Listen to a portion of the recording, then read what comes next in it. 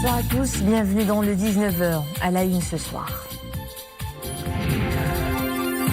La communauté internationale au chevet du Liban, sur haute instruction royale, des aides médicales et humanitaires d'urgence se sont acheminées à Beyrouth. 6 avions ont atterri ce matin à l'aéroport international Rafiq al-Hariri. Un hôpital militaire de compagnie sera déployé. Covid-19, le comportement des citoyens impacte grandement la situation épidémiologique. À Tanger, ville barricadée depuis 3 jours, le rebond des contaminations mobilise le tissu associatif local qui œuvre en coordination avec les autorités locales pour davantage de sensibilisation. Et en temps de pandémie, des destinations vous promettent dépaysement et détente. Nous irons à Khnifra où les portes des gîtes et auberges sont ouvertes aux visiteurs. Sur haute instruction royale, une aide médicale et humanitaire d'urgence acheminée à la République libanaise. Au total, 8 avions transportent ces aides. 6 avions ont atterri ce matin à l'aéroport international Rafiq al-Hariri de Beyrouth. Sur place, un hôpital militaire de compagnie sera déployé en vue d'apporter les soins médicaux d'urgence aux populations blessées dans cet incident tragique. C'est une correspondance à Beyrouth de Khalid Esdouni Hassan Silla sur un commentaire de Nisri El-Hamdawi. Un pont aérien humanitaire prend forme entre le Maroc et le Liban meurtri. Toute la nuit et jusqu'aux premières lueurs du matin, 8 avions marocains civils et militaires ont commencé à atterrir successivement sur le tarmac de l'aéroport international Rafiq al-Hariri de Beyrouth. Dans leur soute, une importante aide humanitaire et médicale d'urgence. Et il sera acheminé dans les heures qui suivent au peuple libanais, frappé dans sa chair par les terribles explosions à Beyrouth. 6 heures du matin, cet avion militaire marocain atterrit. À bord, un hôpital de campagne bien équipé avec tout son staff médical. 100 personnes au total, dont 14 médecins de diverses spécialités et des infirmiers spécialisés. L'hôpital se dressera sur un site qui, avant le drame, soutenait les fondations d'une grande structure hospitalière libanaise. Tout un symbole. La symbolique de ce choix est très forte. L'hôpital militaire marocain de campagne sera mis en place au Liban, dans le même lieu où s'érigeait l'hôpital universitaire qui a été détruit par la force de l'explosion.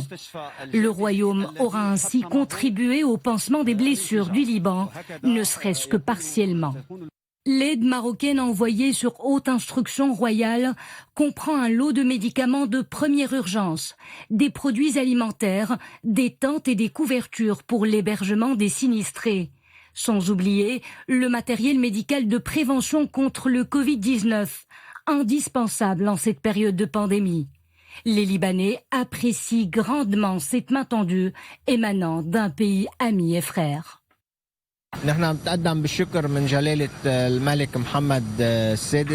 Nous exprimons nos vifs remerciements à Sa Majesté le roi Mohammed VI, mais aussi au peuple marocain qui a multiplié ses marques de solidarité et de compassion envers le peuple libanais sur les réseaux sociaux.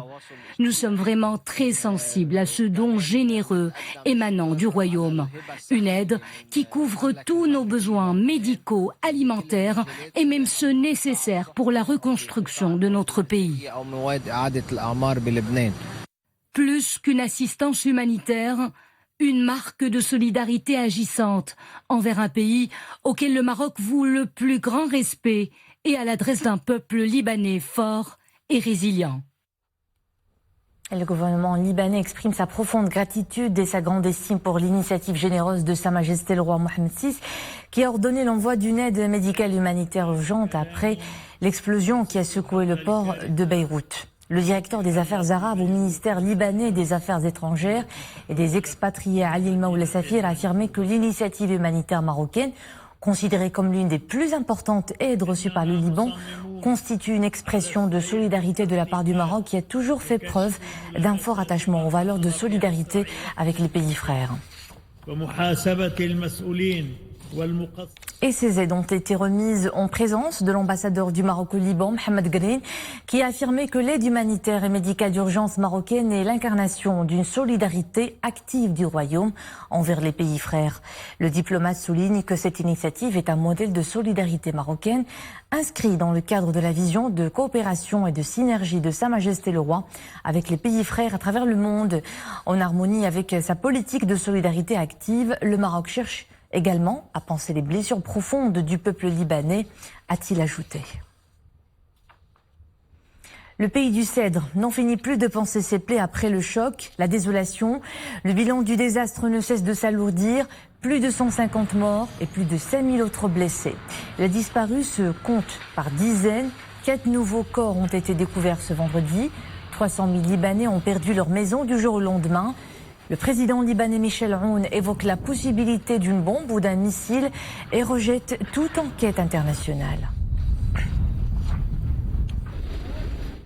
Bonne nouvelle pour le personnel soignant chez nous. Des indemnités exceptionnelles leur sont versées prochainement après l'étude et la détermination de leur montant en fonction de critères objectifs et transparents d'éligibilité.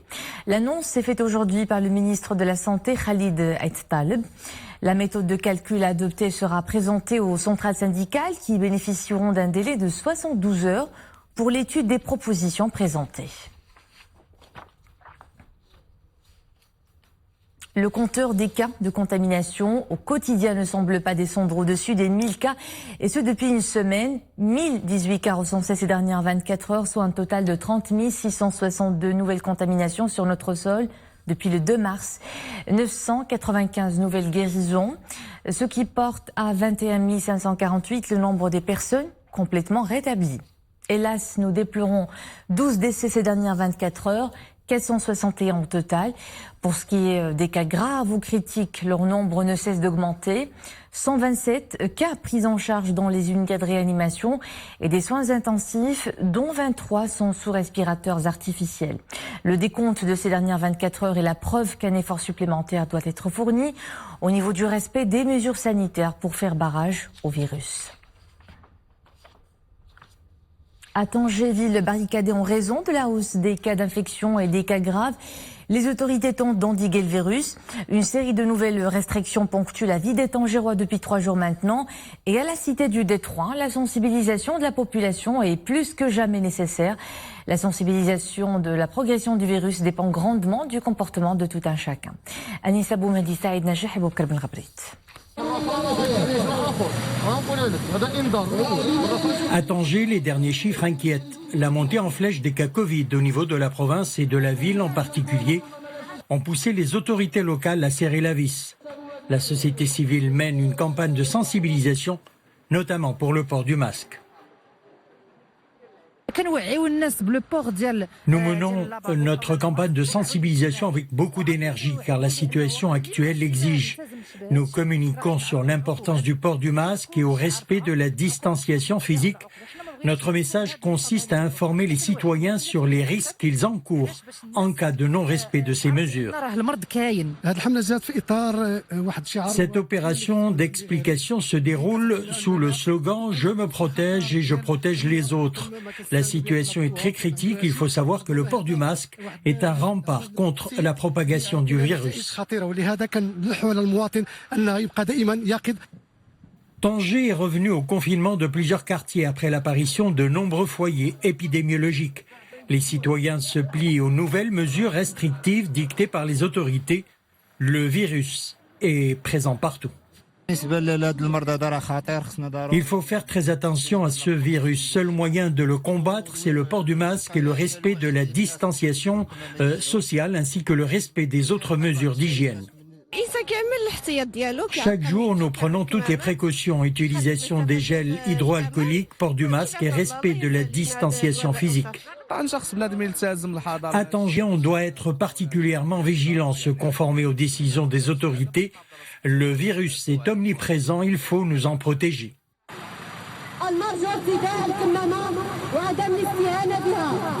Entrées en vigueur avant-hier, les nouvelles restrictions au niveau des préfectures Tanger, Assela et Fès interviennent en raison du nombre croissant des contaminations au nouveau coronavirus et des décès enregistrés ces derniers jours.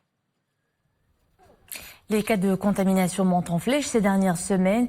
Certaines régions qui enregistraient jusqu'ici un faible taux d'infection vivent désormais au rythme d'une nouvelle situation épidémiologique. C'est le cas à Tétouan ou comme partout ailleurs, la sensibilisation est toujours au rendez-vous. C'est un reportage de Fna Chakir Alaoui, Abdelali Genouni et Zakaria Mouqimbillah. C'est une scène quotidienne dans les rues et les boulevards de Tétouan. Certains passants portent le masque de protection, d'autres non. La distanciation physique n'est pas toujours observée. Négligence ou lassitude, se laisser aller quant au respect des mesures préventives anti-Covid peut se révéler dangereux.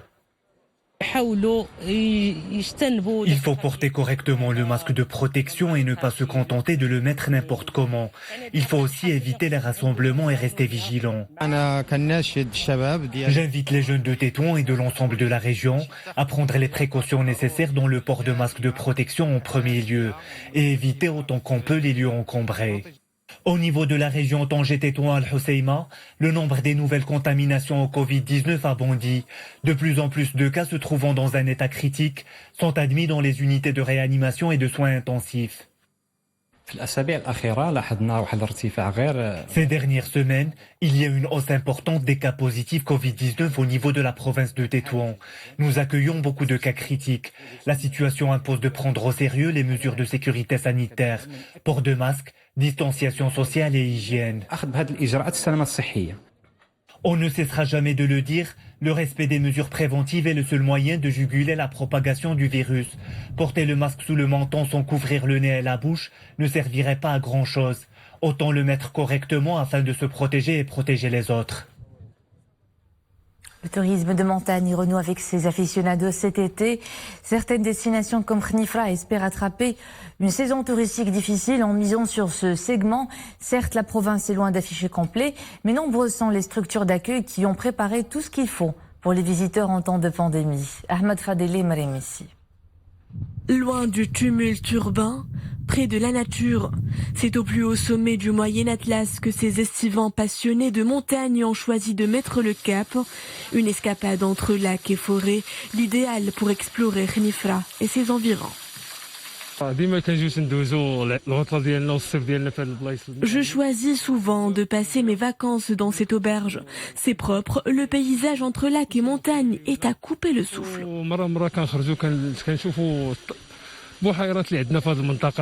En ces temps de pandémie, nous essayons d'éviter les attroupements. C'est pour cela que nous avons choisi ce site perché en altitude, loin des lieux encombrés. Nous notons en cette période de l'année une belle affluence. Plusieurs fuient la chaleur à la recherche de coins de fraîcheur. Ici, ils trouvent leur bonheur. L'endroit est entouré de lacs et surfaces boisées. Pour gagner la confiance des vacanciers, cette unité d'hébergement ne mise pas uniquement sur la qualité de son service. Tout un protocole d'hygiène est mis en place dès la réception. Les visiteurs semblent l'avoir bien compris. Pas de divertissement sans une bonne conduite sanitaire. Avant de venir ici, je me suis d'abord désinfecté les mains. Je n'ai pas oublié de mettre ma bavette. La nature est belle par ici. Je quitterai cet endroit avec un pincement au cœur. Je profite de mon séjour et je suis rassurée de voir les estivants adopter convenablement les mesures barrières. Tout le monde porte un masque et la distanciation est respectée. Le dépaysement, la détente, mais également une pleine immersion en arrière-pays, une région qui ne manque pas d'attrait et mérite clairement le détour. Loin de ces sites de fraîcheur, grandeur nature, d'autres provinces connaissent un temps caniculaire. Le mercure affiche entre 40 et 44 degrés à Assazag, Smara, Tata, Zagoura, mais aussi à Fez, Moulay Yacoub, Taounet, Zagr, Sif, Qeb Saleh, Khorebga et Taroudon. Une situation météorologique qui persiste tout au long du week-end. Et ce soir, des averses orageuses localement modérées intéressent certaines provinces du Moyen Atlas, Boulmen, Ifran, Khnifra et Midelt. Voilà donc pour l'essentiel de l'actualité de ce vendredi. D'autres titres de l'actu à 21h avec Mohamed Reda Lavidi. À demain.